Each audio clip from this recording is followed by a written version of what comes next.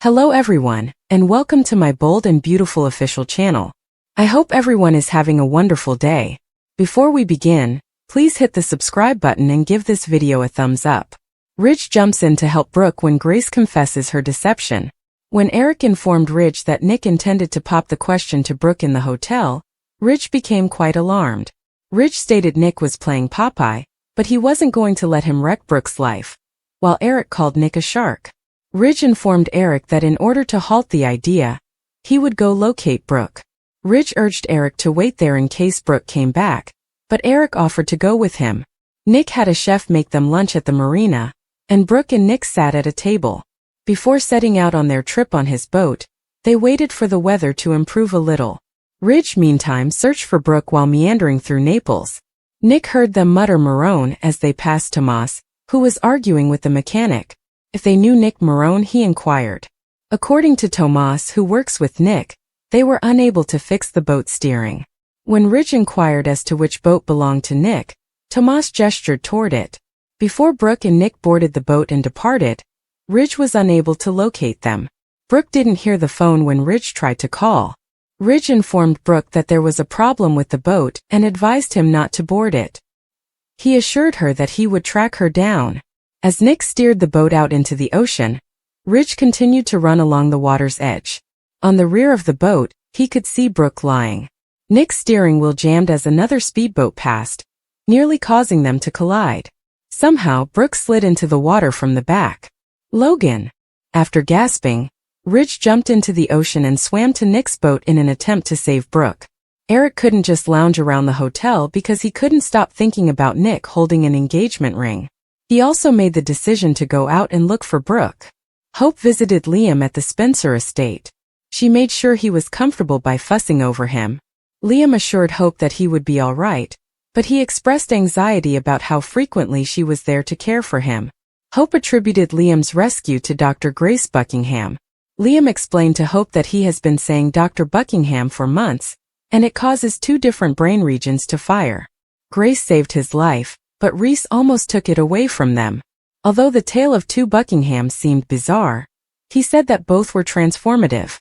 Although she acknowledged the suffering they had through, Hope believed it to be miraculous. Liam pointed out that Reese Buckingham and his foolish gambling debts were to blame. Hope and Liam have flashbacks to holding the baby they believed to be theirs after learning that Beth had passed away. Hope claimed that she couldn't understand how anyone could act so heinously for financial gain. Hope considered it a blessing that she was the one who saved Liam. "Thank God we didn't lose you," Hope said with a sorrowful grin. Finn informed Grace at the hospital that he was certain the procedure couldn't have cost $1 million, as she had told Bill.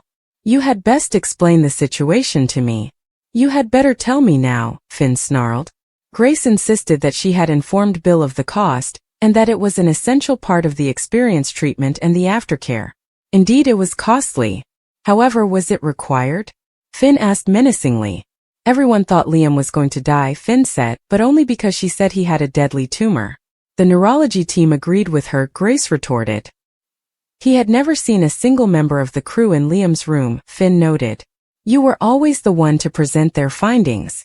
Finn pointed out that you were responsible for all of the scans and test results. Grace questioned why the removal of the tumor was a problem. Finn accused Grace of lying and revealed that he had seen the MRIs taken both before and after the procedure.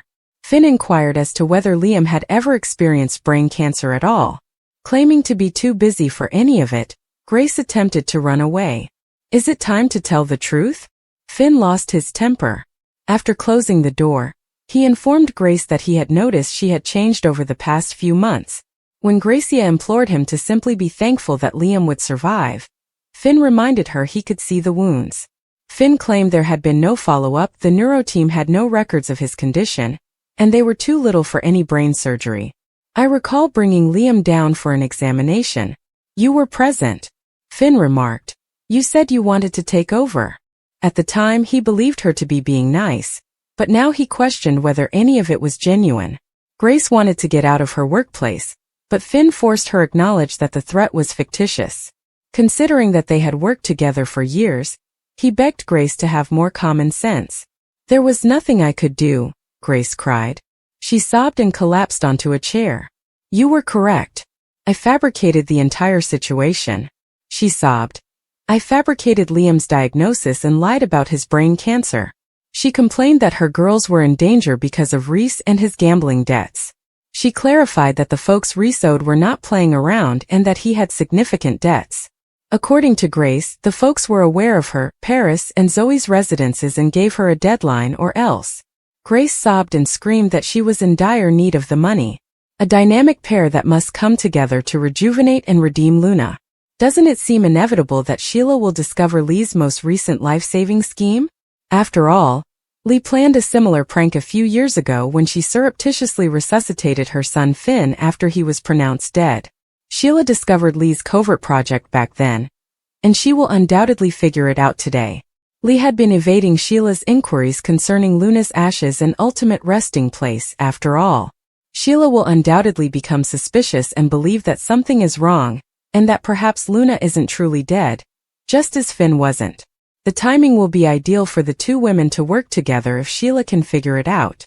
Finn had already benefited from a life-saving miracle performed by Lee, Naomi Matsuda. Therefore, there's every reason to think she could succeed with Luna just as much. In the meanwhile, Lee would benefit greatly from the help of Sheila, Kimberlyn Brown, a qualified nurse. Together, they could offer Luna the skilled medical attention she requires around the clock. Lee would have complete faith in the enhanced Sheila to handle her unique project. Sheila has previously shown that she cares deeply about her biological granddaughter's welfare, and is prepared to stop at nothing to keep her safe. Should the young woman eventually come out of her coma, Sheila's assistance and collaboration would be essential to the success of the entire Save Luna initiative. Since Lee was never near Luna, she was able to connect with her in ways Lee just couldn't. But Sheila had developed a close relationship with her granddaughter and earned her confidence. She demonstrated her genuine love and faith in Luna. She was the one who attempted to persuade Luna to leave town and put aside her grudge towards Steffi, Jacqueline McInnes would, in order to start again. However, Luna went awry and almost killed herself and Liam in the process. Lee and Sheila's combined efforts may determine whether Luna is given a second opportunity at life and a first chance at self-redemption. With Nurse Sheila's help, Lee could use her medical magic to return Luna to the real world. But Sheila could lead the charge in persuading Luna to stop her evil behavior, drop her hatred for Steffi, and start working on changing her life. Does Dr. Finn need to get a little dirty? According to spoilers for The Bold and the Beautiful, people are curious about whether John Finnegan is a little too perfect. Is Steffi Forrester's spouse deserving of some dirtiness? Can Finn really be that good? Since Finn arrived in town, he has been Steffi's hero and a devoted friend. Ironically, Finn is the most upright and sensible member of his family. To be honest, Finn's adoptive mother has a tendency to smuggle patients out of the hospital and bring them home to recover. Finn's father is a blatant cheater, and his biological mother was quite insane at one point. Finn recently found out that his adopted aunt and he had a daughter, who is a murderer. She recently made an attempt to dump Steffi in order to date Finn. Although Finn has had the chance to take advantage of Steffi, he will never consider leaving his marriage to have sex with someone else. When it comes to providing Steffi advice regarding Finn's family, Ridge Forrester, Finn's father-in-law, is hilarious. Because of his biological family, Ridge has made multiple attempts to persuade Steffi to leave Finn. But Ridge consistently switches between two of his ex-wives, demonstrating that Finn is the superior man. Even though Finn doesn't talk to his original family very much, Ridge doesn't allow him any leeway. One has to wonder how Ridge will react now that Finn's mother has truly saved his wife's life. Should Finn stop being like such a gentleman and learn from his father-in-law about women? Finn is not required to cheat. Finn might do something very crazy and risky when Steffi is out of town, and discover that Lee Finnegan is planning something. Lee took a leave of absence from the hospital, as fans are aware. Could Finn learn his mother's secret, that she is caring for his daughter at home after pretending she died? Maybe Finn will choose to assist his mother in caring for Luna Nozawa, while keeping Steffi in the dark about how she survived.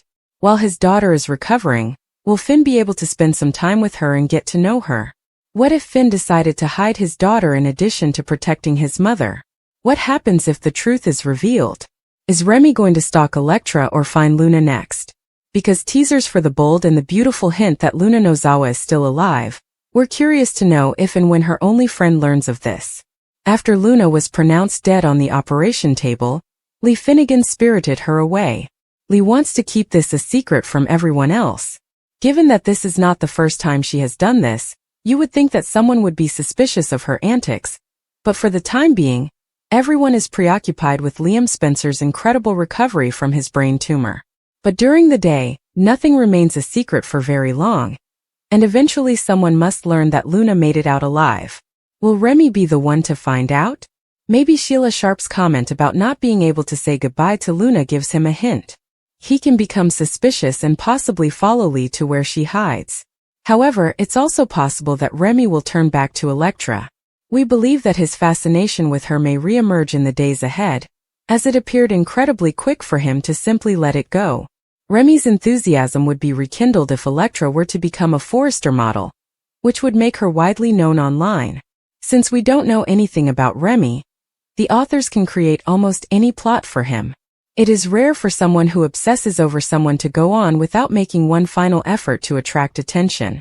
Now that he doesn't have Luna to fire guns with, would Remy find it difficult to leave Elektra alone? Let's be honest, Elektra and Will could use a little excitement right now. A pot stirrer, if you will. They are young and in love, but on soap operas, young love is rarely uncontested. Happily ever afters are usually hampered by villains, barriers, and other issues, and Elektra is no exception. Explosive according to previews on The Bold and the Beautiful, Remy might make a surprise reappearance. What do you think he will do next?